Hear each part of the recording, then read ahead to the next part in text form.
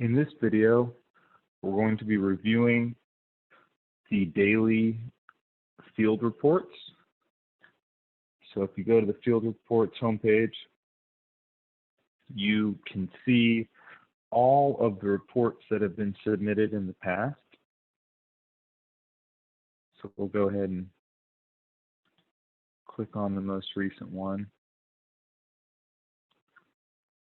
Just as an example.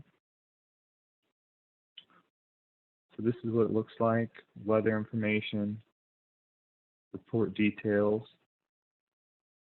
photos are very important in a daily report. Show the work being performed that day. And then here we have the work log, which will have the crew, the number of workers, how long they were working, and what they were doing, the work performed. If any materials were delivered on site that day, it would be listed here.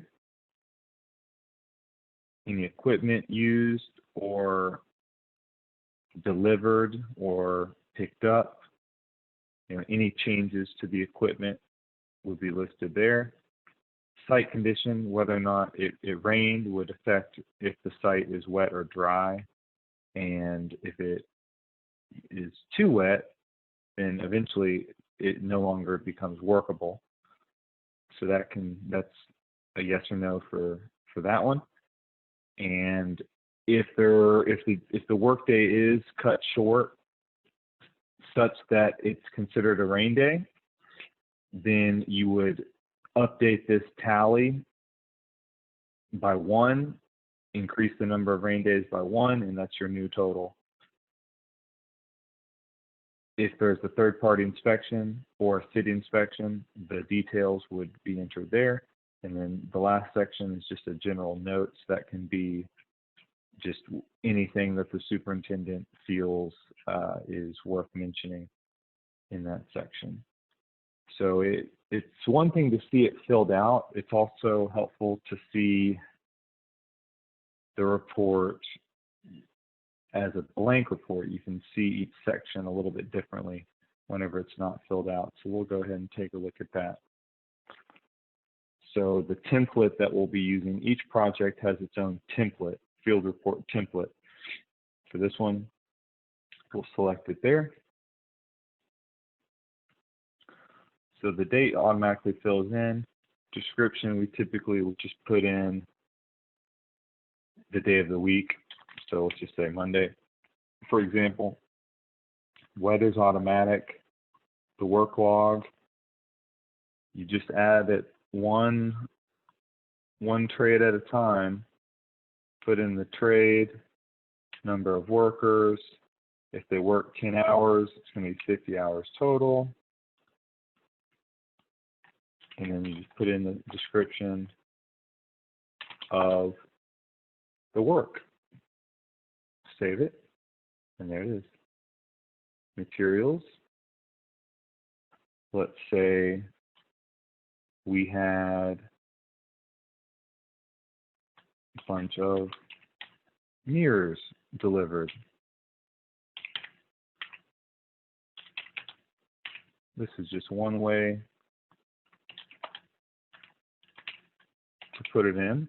So Ari Watson, that's an example of who would have delivered, or who the mirrors would have been purchased from and delivered by. So we'll go ahead and save that.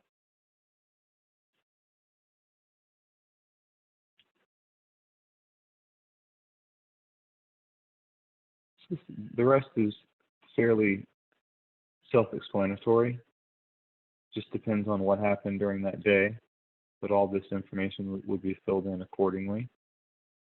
For references, the easiest way to add photos is by using the PlanGrid app.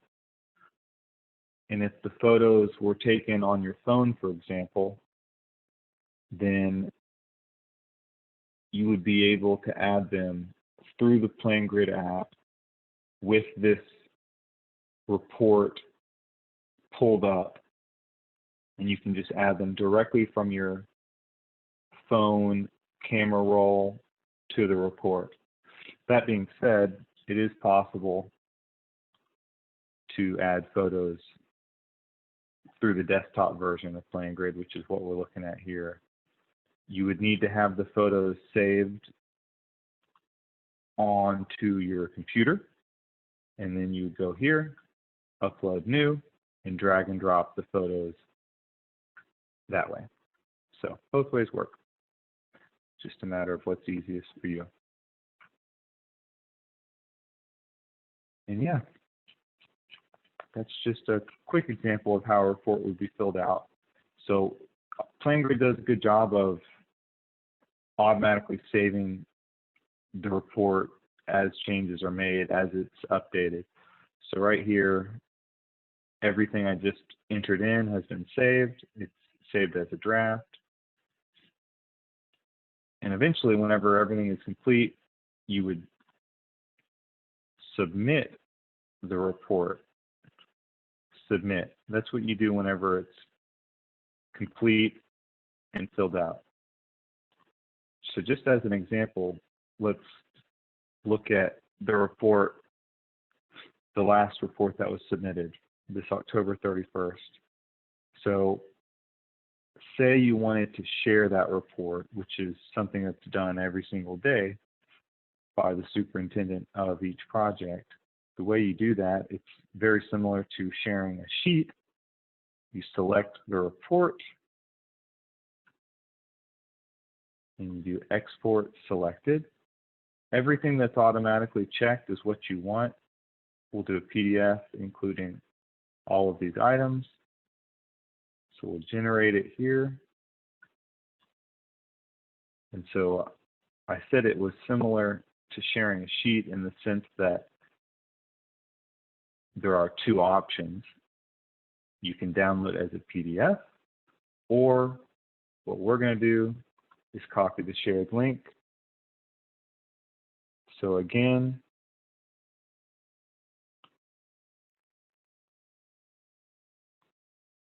what this link looks like is right there. And if we click on it, this is how it looks. So you can send it to someone. They click the link, download the field report, and PlanGrid consolidates all the information nicely into this very clear and easily understandable report. So all of the information listed, all of the photos neatly organized. This is a good example. So you'll notice some of the photos are oriented in landscape mode, but this one was taken in portrait mode. It's like a vertical axis as opposed to horizontal. So PlanGrid doesn't always handle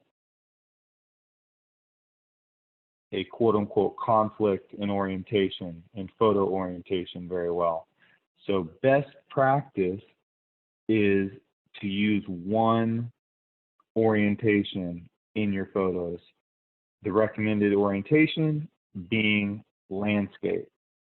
So you want to rotate your phone sideways whenever you take your photos. Take all your photos in landscape mode, and whenever you upload them to PlanGrid, you won't run into this issue of a sideways photo. So most of these photos are in landscape mode, no issues. It's just that one. Just that one pesky photo. Right there. So a good lesson learned there.